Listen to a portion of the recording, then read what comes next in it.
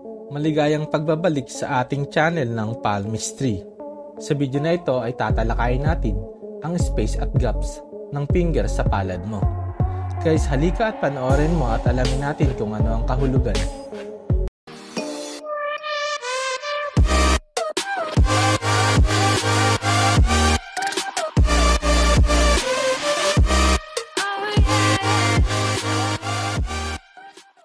Hello guys! Welcome back sa ating channel. Ang channel na kung saan marami kang matututunang aral na di mo pa nalalaman.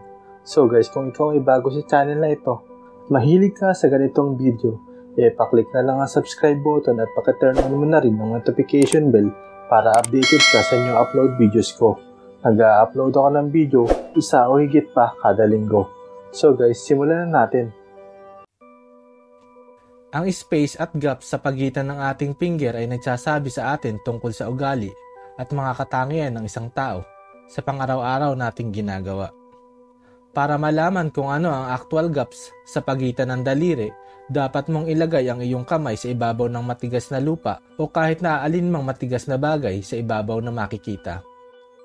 O di kaya ay buksan mo ang iyong kamay sa relax na posisyon na walang halong overstretching. Ang angle sa pagitan ng thumb o index finger na kilala sa tawag na Jupiter finger ay nagsasabi sa atin ng lahat ng kabutihan ng isang tao. Kaya ito ay tinatawag na angle na mapagbigay sa palmistry. Kung ang angle sa pagitan ng thumb at index finger ay 45 degrees na makikita, ito ay nagpapahiwatig na ang taong ito ay kaya niyang mag-balance sa pagitan ng kanyang needs at willingness na magbigay ng tulong sa ibang tao. May mga taong mapili at depende sa sitwasyon bago pa sila magpasyang tumulong, kaya ang iba ay medyo practical sa buhay. Gayon din naman kung ang angle ay mababa sa 45 degrees, ito ay nagpapahiwatig na kuripot at sobrang maingat sa buhay. Ang taong ito ay kadalasang sariling needs lang nakapokus, kaya siya ay nasasabihan na selfish sa buhay. Kung ang puwang sa pagitan ng thumb at index finger ay more or less than 90 degrees na makikita, ito ay nagpapahiwatig ng taong ito ay matalino at mapagbigay sa buhay. Kung minsan dumarating sa punto na mayroong mga taong umaabuso sa ganong pagkakataon, kung ang iba ay walang pakialam na ito ay masuklian.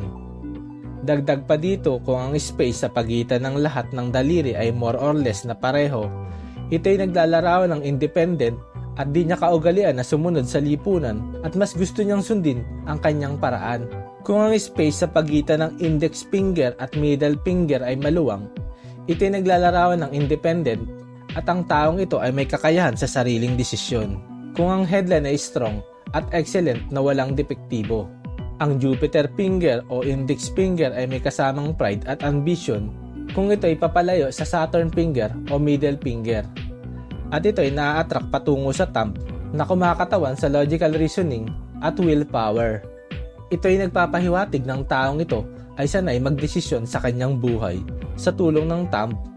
Ngayon ay tingnan natin ang ibang kamay kung saan ang pagitan ng Jupiter at Saturn finger ay sobrang liit na nagpapahiwatig ng mahilig umasa sa opinyon ng ibang tao at desisyon para siya ay magpatuloy sa buhay. Kung ang puwang sa pagitan ng lahat ng finger ay maliit, ito ay nagpapahiwatig na siya ay kulang sa tiwala sa sarili. Mahilig umasa sa iba, introvert sa buhay at mayroong problema sa pakikisalamuha at mayroong sariling pananaw. Kung ang gap sa pagitan ng middle finger at ring finger ay maluwang, ito ay nagpapahiwatig ng taong ito ay nahihiyang kumuha ng responsibilidad sa family at sa pang-araw-araw na gawain sa buhay. Dagdag pa dito, ang taong ito ay di marunong magtipid. Mahilig gumastos para mag-enjoy lagi at di iniisip ang para sa future. Ito ay nangyayari dahil ang Apollo finger o ring finger ay papalayo galing sa Saturn finger o middle finger na kumakatawan sa responsibility, wisdom at hard work. Masasabi natin lagi na ito ay mabuting senyales kung ang space sa pagitan ng dalawang fingers ay maliit, partikular na kung ang mount sa palad ay mahina at moderately developed.